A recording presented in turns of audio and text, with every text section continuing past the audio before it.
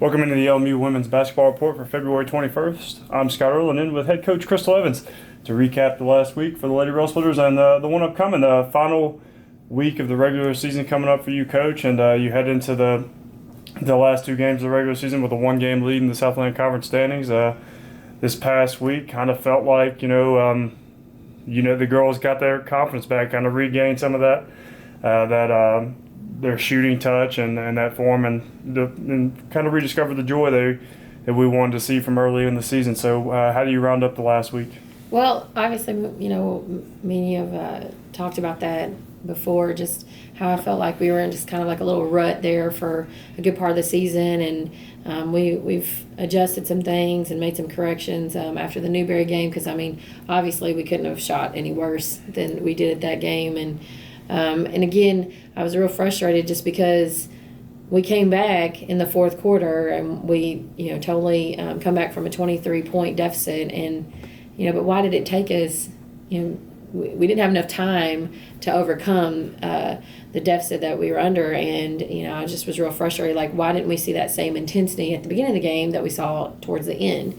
And, but I do feel like our team's back on track, and it's a team of old, the team that's really they're fun to watch. It's just enjoyable. It's like the game almost literally flies by because you are having a good time, and their confidence is back. They're coming out just right out of the gates, and they're attacking, and the aggressiveness is there. And so I'm confident in this last week of play. I told them the other day, I said, y'all, if we continue to play like this, I'm not worried about another team, but we have to keep this intensity. We have to keep this production that we're getting. Again, we're getting a lot of production from the bench, and I believe we had 41 bench points against Morris Hill, and I can't remember what it was against Queens. I know Ross had 23 points, and we had a lot of production out of other players as well. So again, it's huge to have that, and that's an area that we were missing as well. And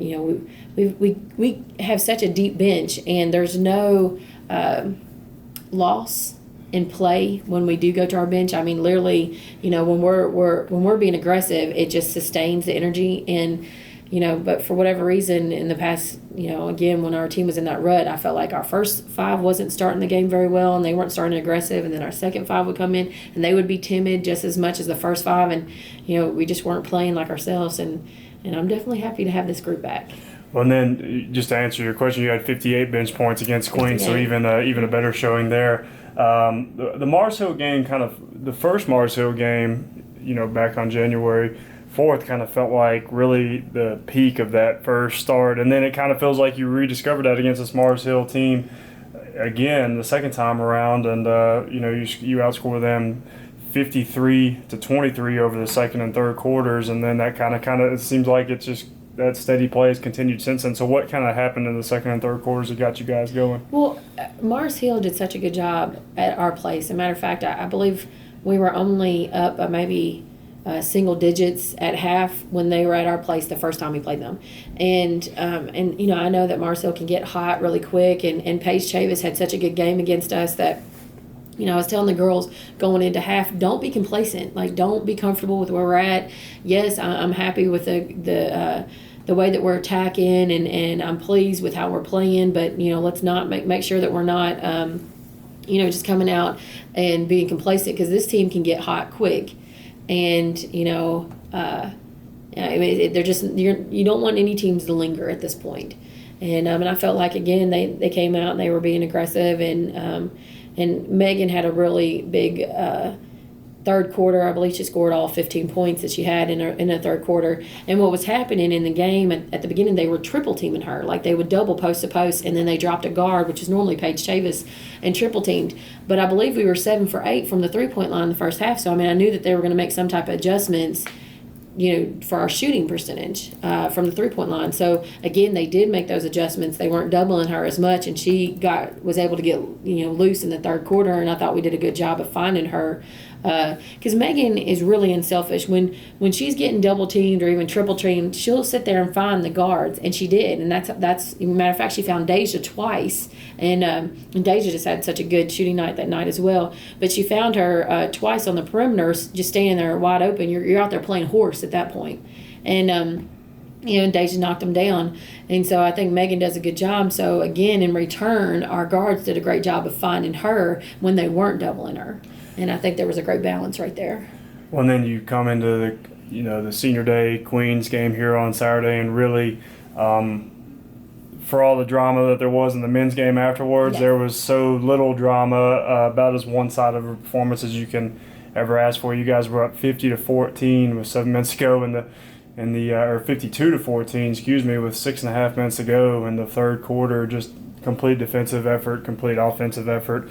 Ross Savage had a career high and sets the single game record for 3-point field goal percentage. So really, not much you could have probably nitpicked about that one. No, and honestly, Sarah does such a good job. Matter of fact, she was Coach of the Year last year, and I think she just does a great job with her team. So I knew that they were going to be prepared, and I mean, they were calling out our plays, and she definitely had them in the right position. And I just think that Queens is a good team. I mean, they played us a lot closer at their place, but I just felt like, again, we were coming out being so aggressive, and even though I hate that our team is like this, our offense fuels our defense. And I really, I know we've talked about that before. I really like it to be the reverse, but it's just not the case. And, it's not going to do me any good or the players any good at this point to try to change it. But it's our offense. And once we started hitting some shots and once we started getting that, pep in our step, it carried over to defense. And I just felt like we did a great job on all kinds of deflections.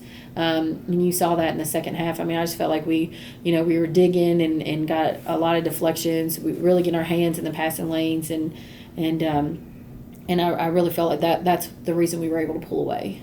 Well, now that last week set you up for the opportunity to accomplish some pretty big things this week. You kind of wish going into the last week with a 1-game lead in the conference you'd have a couple cupcakes on the schedule, but we didn't get that luxury this week. Final week of the regular season, the home finale on Wednesday, where we can clinch at least a share of the conference championship against Anderson, who is pretty good. We know that 19-5 on the season, won 5 straight. At their place, we pulled away late there and won a 67-58 game, so we know it's a challenge playing the Trojans. Oh, no, I think they're going to come in. They're going to be aggressive. Again, I really think a lot of their coach as well. JB does a great job, and and that team's faced a lot of adversity this year. They've had some injured players, and he's just kept them rolling, and so I know it's going to be a tough battle for us coming in here on Wednesday, but we're encouraged because we've got so much to lose, and even though not trying to put pressure on us or anything like that, but I mean we kind of hold our own destiny right now, which is a great position to be in. But you got to take care. You got to take care of your job. You got to do your job, and we got to finish out these last 2 games. And if we finish out these last 2 games, we'll have regular season just clinched, and won't have to worry about that. If we do lose, we make it interesting, and now we've got to go through all these little tiebreakers, and it's kind of one of those scenarios. Well, if this team does this, then we have to do this, and I keep telling them I don't want to look at that. Like, let's just take care of business, and we won't have to worry about any other type of scenarios from that point on. Well, I want to know kind of what the vibe is in the locker room, because you talked about the nerves. Obviously, there is a little bit of that, the nervous excitement.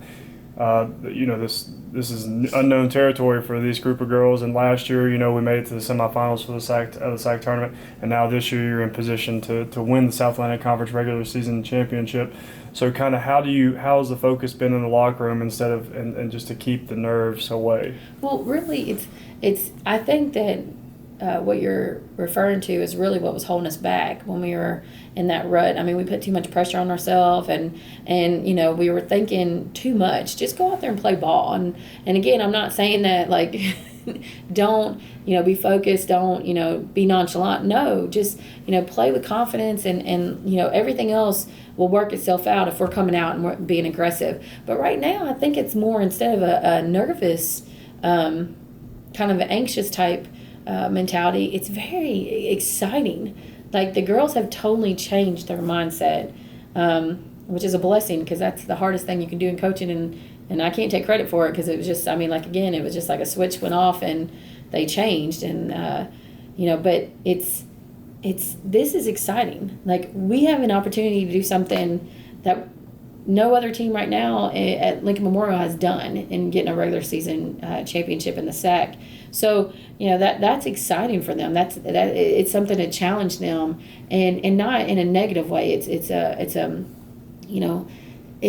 a love for each other, a love for playing with each other, and wanting to extend their time as much as possible. And like the seniors said after the senior night game against Queens, they were just like, how much they enjoyed the way that we were playing and how they wanted to continue to play that way as long as they possibly could. And let's just make sure that we're doing the things that we know to do. And it's kind of one of those things. I think the light bulbs clicked on too. Like when we were playing timid, it hurt us.